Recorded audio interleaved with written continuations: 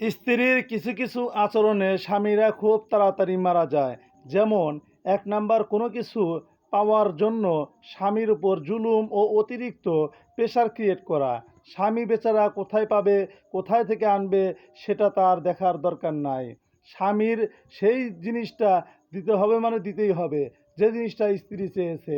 এভাবে অতিরিক্ত pressure create করবেন না। এর জন্য কিন্তু স্বামীরা তাড়াতাড়ি মারা যায়। নাম্বার ২, স্বামীর কোনো কিছুর জন্য খুব বাজেভাবে খারাপ কথা বলবেন না।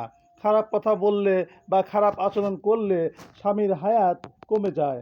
কারণ টেনশনে টেনশনে দ্রুত শেষ হয়ে যায়। অবশেষে এক সময় সে দ্রুত দুনিয়া ছেড়ে ওপারে চলে যায়।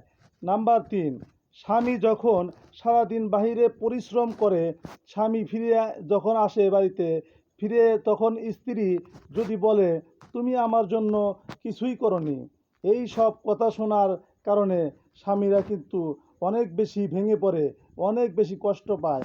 আর এই কষ্ট থেকেই সে কিন্তু খুব দ্রুত এই পৃথিবী থেকে চলে যায়। Be careful.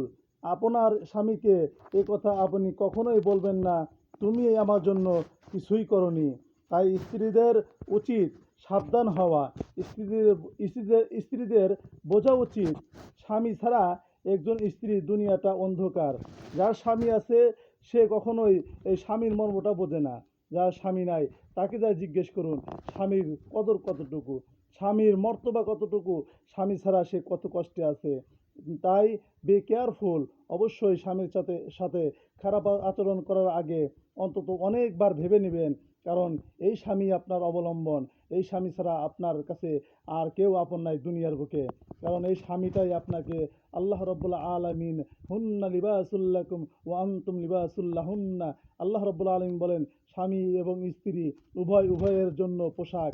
কারণ স্বামীর জন্য স্ত্রী পোশাক, আর স্ত্রীর জন্য স্বামী পোশাক।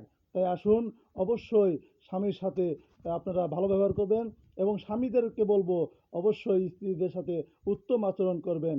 আল্লাহ তাআলা আমাদেরকে বোঝার তৌফিক দান করুন।